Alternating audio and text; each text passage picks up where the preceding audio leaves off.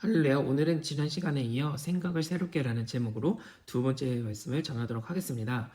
지난 시간에 우리는 하나님이 우리에게 준 유업과 능력을 이 세상의 영향, 사단의 방해, 우리 스스로 리뉴 마인드를 하지 못함으로 인해 하늘의 자녀로 신분이 바뀌었지만 여전히 옛 생각, 옛 습관으로 살아가고 있다는 것을 말씀드렸습니다.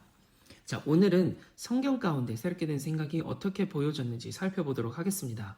자, 예수님은 의도적으로 제자들을 특정한 상황 가운데 부르십니다.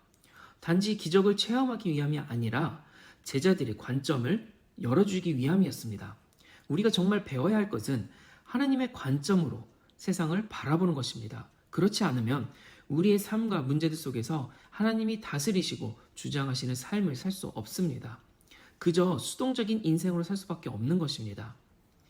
우리는 하나님과 함께 동행하는 수준으로 삶을 살아야 합니다. 이제 우리는 달라져야 하는 것입니다. 이것이 아버지 하나님의 마음입니다. 하나님을, 신앙을 계속 이 땅의 차원으로, 이 지식적인 차원으로 끌어내려고 하는 것이 아니라 우리가 예수님이 거하는 하늘로 올라가서 그분과 함께 앉아야 하는 것입니다. 통치의 자리에서 살아내야 하는 것입니다. 하나님은 우리에게 이런 성숙함을 원하십니다. 이런 삶은 새롭게 된 생각을 가지지 않고는 불가능합니다. 반드시 생각이 새롭게 되어야 하는 것입니다. 마가복음 4장 35절에서 40절입니다.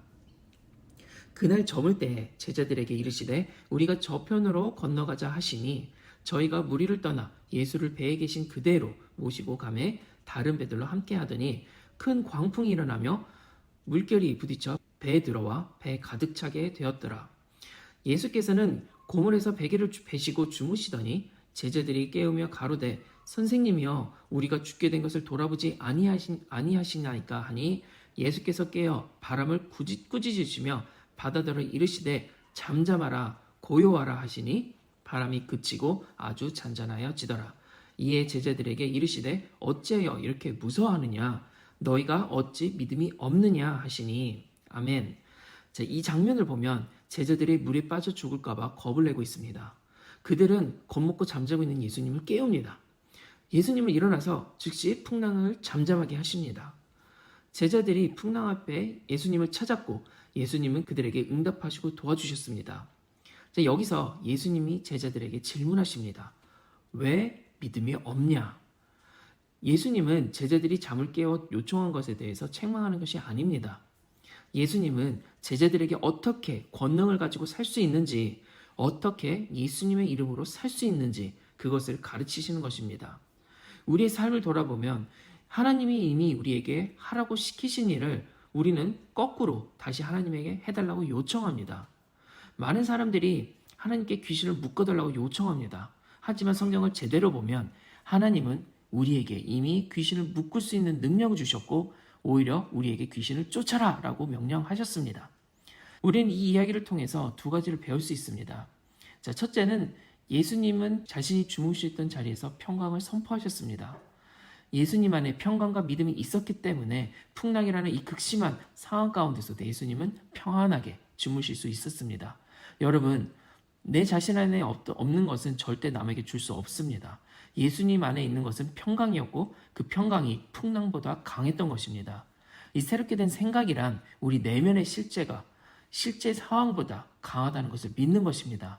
다시 말해 우리의 생각이 새롭게 되면 우리의 내면은 실제 상황과 환경을 보고 좌절하고 포기하는 것이 아니라 상황과 환경을 초월하시는 이 하나님의 능력을 보며 앞으로 나아가 돌파를 이룬다는 것입니다.